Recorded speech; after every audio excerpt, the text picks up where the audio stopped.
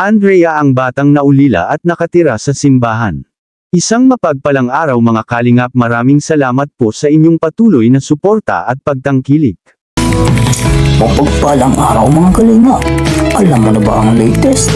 Tara, ating alamin. Pero bago ang lahat, paki-subscribe muna ang aking munting channel, pati na si Kalingap Rab at Kuya Bal Santos mo. Maraming salamat po. Siguro ay bago sa inyo at karamihan ay hindi pa kilala si Andrea. Ang batang ulila at nakatira sa lumang simbahan. Maiksi at highlight lang mga kalingap, si Andrea ay na-scout ni Tatay Robin. Lubos na nakakaawa ang kalagayan ng batang ito mga kalingap dahil bago lang pala yumao ang kanyang tatay dahil sa sakit.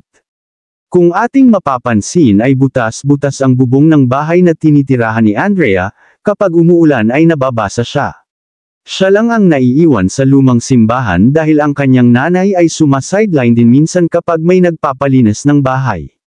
Talagang nakakaawa ang kanilang kalagayan mga kalingap. Mabuti na lang at nailapit sila kay Kalingap Rab sa tulong ni Tatay Robin. Biruin mo, nakakadurog ng puso ang naramdaman ni Kalingap Rab nang makita niya si Andrea, na nanginginig habang kumakain sa dala nila ni Kalingap Rab na pagkain. Talagang gutom na gutom ang bata, at napakasaya niya dahil for the first time ngayon lang siya nakahawak ng pera na ganun kalaki na binigay ni Kalingap Rab upang pantulong sa kanila. Nagbiro pa nga si Kalingap Rab na bigyan lang ng 100 si Andrea, ngunit hindi niya inexpect na magiging masaya pa din ang bata. Dahil sabi nga ni Andrea ay malaking tulong na daw sa kanya, kahit 100 piso makakabili na daw ito ng maraming bigas. Ngunit hindi naman ganun ang Kalingap. Layunin talaga ang pagtulong sa kapwa. Kaya binigyan si Andrea ng 5,000 pesos. At dito ay di napigilan ni Andrea na umiyak. For the first time ay naranasan niya na makatanggap ng ganito kalaki na pera. At ito ay napakalaking tulong na para sa kanila.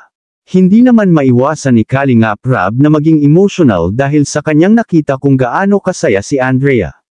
Nakita niya man na umiyak si Andrea pero ito naman ay tears of joy. Anong masasabi mo tungkol dito mga kalingap? I-comment mo lang sa baba ang gusto mong sabihin at ating babasahin isa-isa. Maraming salamat po. To God be the glory.